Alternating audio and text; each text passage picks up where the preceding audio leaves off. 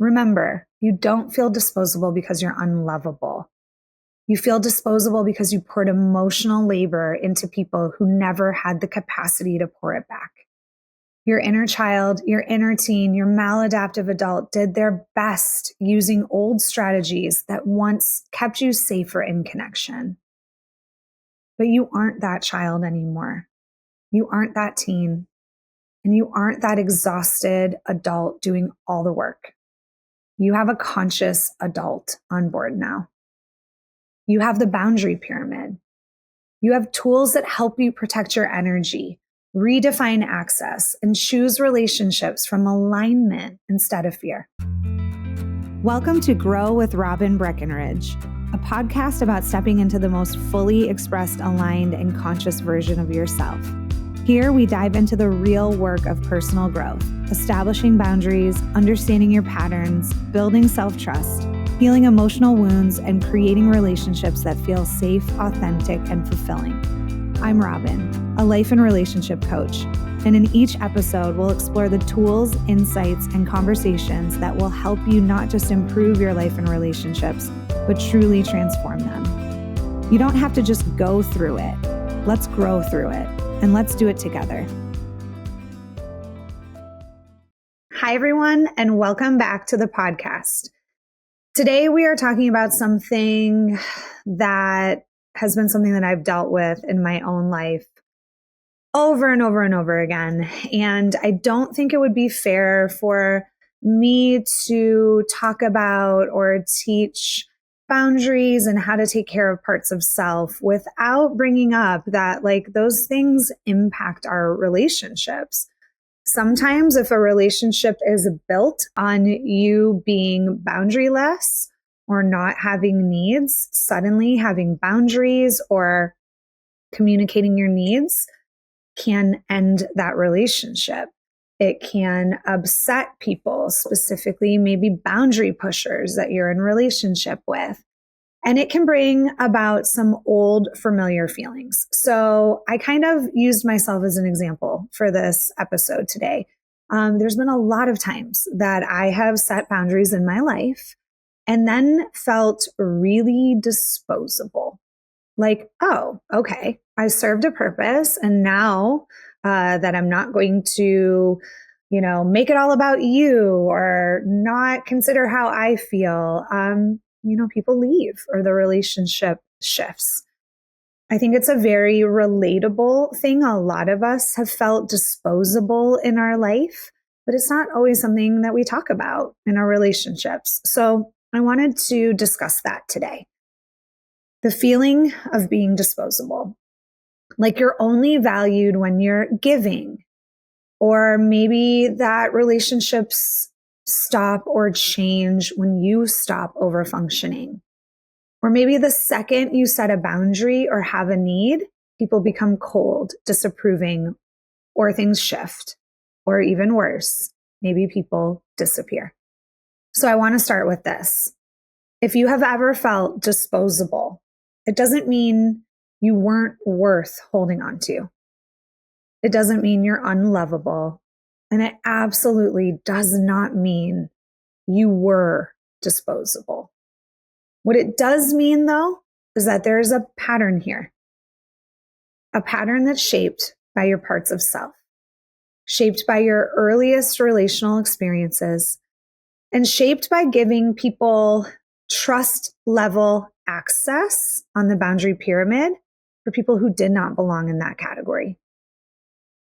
So today in this episode, we're going to talk about why does this happen, which parts of you get activated, and how the boundary pyramid explains this dynamic and also helps you be able to reclaim your worth without hardening, shutting down, or feeling victimized over and over and over again. Because we can feel victimized by not having boundaries. And when boundaries create changes in our relationship, that can feel like victimization too. So let's talk about why feeling disposable hurts so deeply. Because feeling disposable doesn't come from your conscious, grounded adult self. It comes from the younger parts of you that learn to equate connection with effort. Maybe your inner child learned love is something I earn. I need to stay helpful to be chosen. My needs take away from the relationship or upset the people I love. Maybe your inner teen learned, if I'm not perfect, I'll be replaced. If I ask for too much, people pull away. If I show how deeply I care, it will be used against me. And maybe your maladaptive adult comes in, the part of you that learned to survive by overfunctioning. One of my favorite trauma responses. Maybe you fixed things. Maybe you were trying to anticipate the needs of the people around you. Maybe you were busy regulating everyone else's emotions, offering depth early, making yourself emotionally available, accepting very little in return for the emotional and energetic effort, working harder than everyone else in the relationship. So remember, these parts, they're not wrong. They're protective. They're just protecting you in a maladaptive way. They're trying to keep you safe and in connection. But they also set you up for relationships where you're valued more for what you do than who you are. So when someone pulls back, fails to reciprocate, or leaves, your inner child feels abandoned. Your teenager feels rejected. And your maladaptive adult feels responsible. And hey, there's that saying, if it's hysterical, it's historical. Now keep in mind, sometimes we're not even aware that it's hysterical or that it's really destabilizing. But the reason the pain hits so deeply is because it's not just about this moment. It's about every moment that came before it. Abandonment, neglect, rejection creates the illusion of being disposable. The real truth, you are not disposable. No one is disposable. But you have been overly available. And that teaches people, don't worry, I'll carry the emotional weight. I'll be the stable one. I'll do the regulating. I'll show up no matter what. I'll give you more than I receive. I'll soften to your truth to keep the peace. I'll invest deeply without asking for reciprocity. So, when you finally rest or set a boundary or express a need, maybe the relationship shifts. And because you are the one holding the structure together, when you change, the dynamic does too. And it's not because you're disposable. It's because the relationship was built on your overfunctioning. When you stop giving 80%, you start to see that they were coming with 20%. And clarity, let me tell you, although clarity can feel really good, like there's a saying, the truth will set you free, but first it will piss you off. I like to amend it by saying, or make you cry, or make you sad, etc., etc., etc. But clarity sometimes feels like loss or grief. It is why there has been many a times on this podcast, I have been the bearer of bad news to say boundary work can often be grief work. And when we look at parts of self, we realize, wow, it was my inner child that was driving the closeness. My inner teen was willing to abandon her own needs to keep the peace. And maybe your maladaptive adult was the one holding the whole dynamic together by working harder than anybody else. So here's the great news. This is changeable. It's not permanent. It's not a flaw that is inherent. It's just a pattern. So let's bring in a tool that you already have in your toolbox. Let's bring in something that explains this with total clarity. The boundary pyramid. People who make you feel disposable without being able to have a conversation and repair never belonged in your trust category. Now, let me explain that. Human beings are flawed. We make mistakes. We are in the container of relationships to essentially kind of mess up and learn. So, somebody in your life that you love, that you have established trust with, they might do something in the relationship and you might feel disposable, or that old wound might come up. But it is safe enough to bring it to that person, or that person is safe enough and emotionally mature enough to bring it back to you and say, hey, I realize now what I said didn't really make you feel valued. And I'm sorry. And I'm going to work on that. And you mean so much to me. And the way you feel around me matters to me. That right there is that cycle of harmony, disharmony, repair. But when you have data that you consistently feel disregarded or disposable in a relationship, and there is never a conversation, there is never repair, boo, that person does not go in your trust category. But maybe a part of self who wanted connection, safety, warmth, moved them emotionally into trust level access of you. So here's how this pattern kind of goes.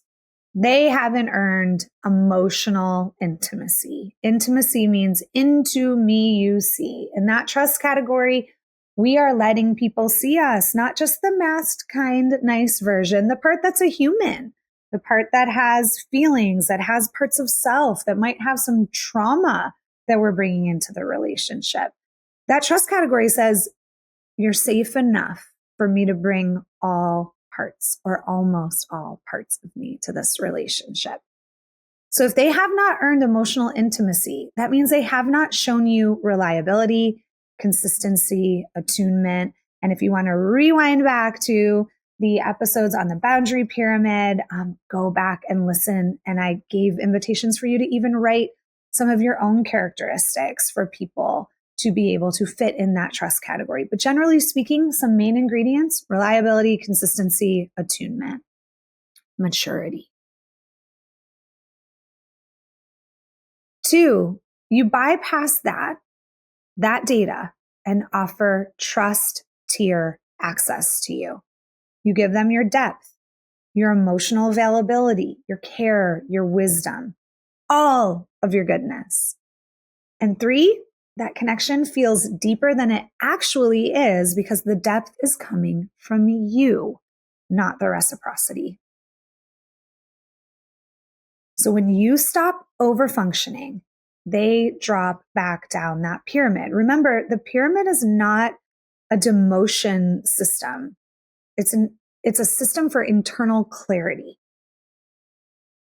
So what that means is if you start having boundaries in the relationship, you stop over functioning, then where they end up in the pyramid is most likely where they always belonged, which can feel like rejection, but it's actually correction. Everyone has inherent worth because you are here, because you are a human. And that means that nothing could add or subtract from your worth. No one is disposable. Now, what happens when we shift people in those categories is they just return to the level of access that their capacity supports. Let me say that again.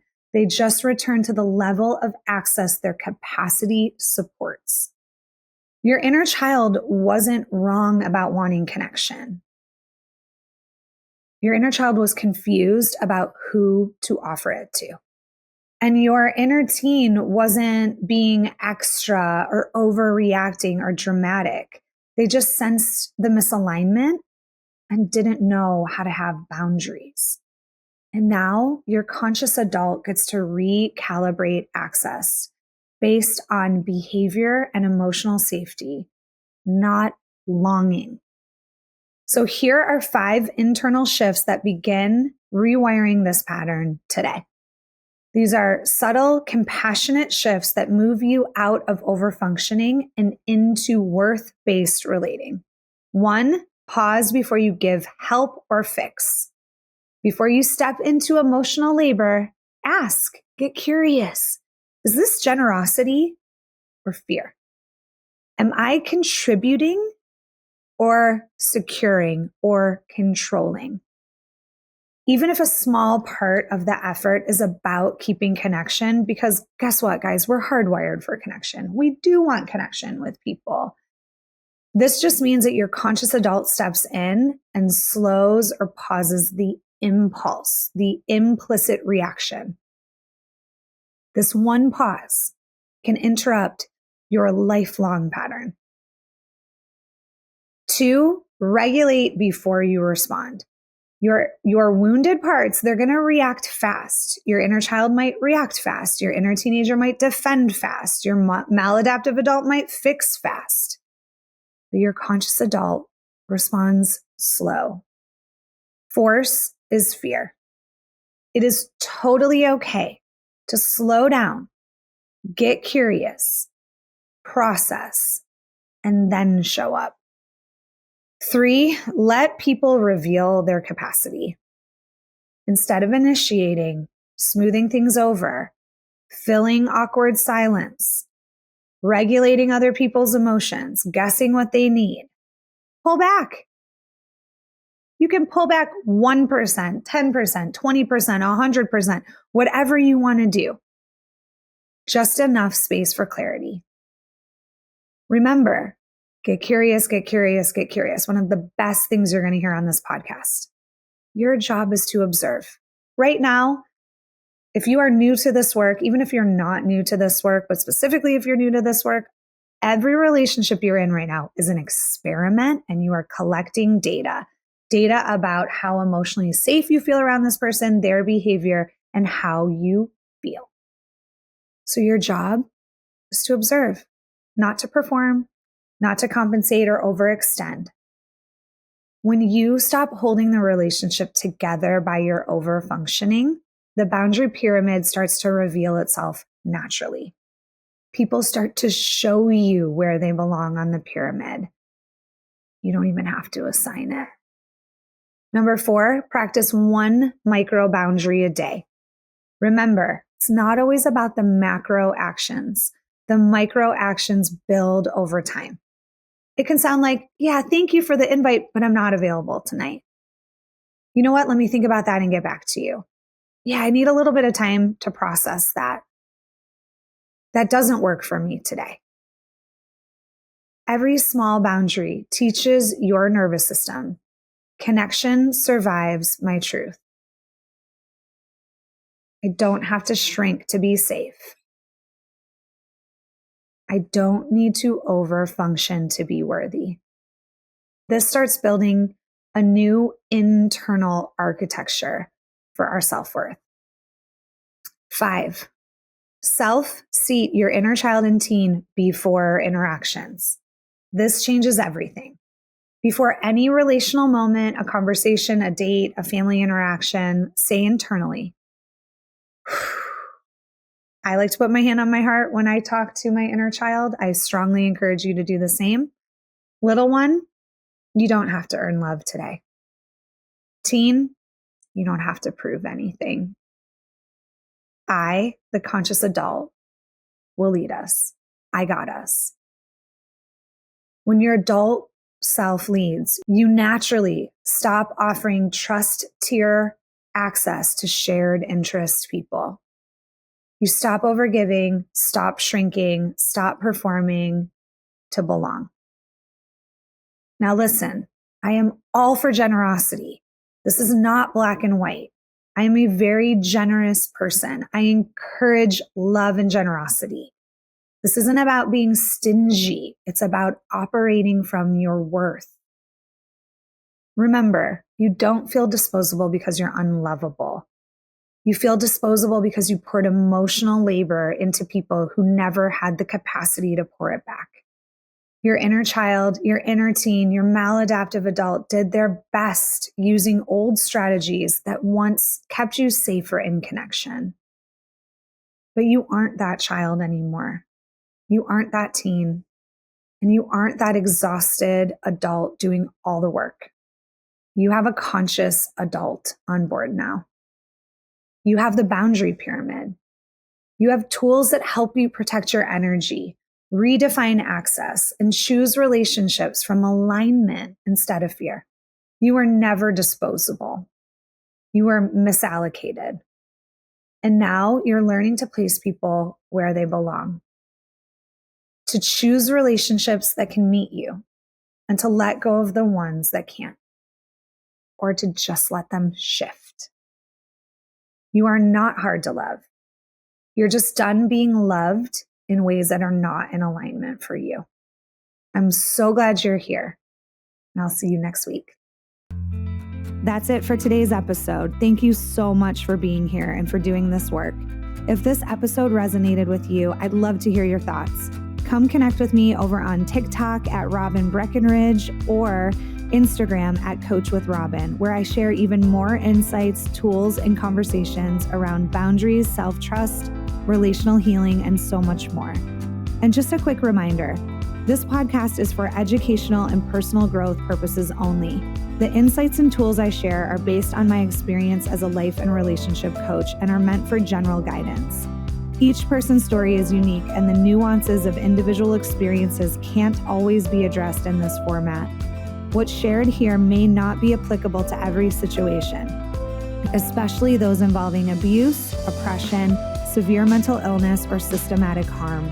If you or someone you know is in crisis, please seek support from a qualified mental health professional or emergency resources. Thank you for listening and for showing up for yourself in this way. Take care, and I'll see you next time.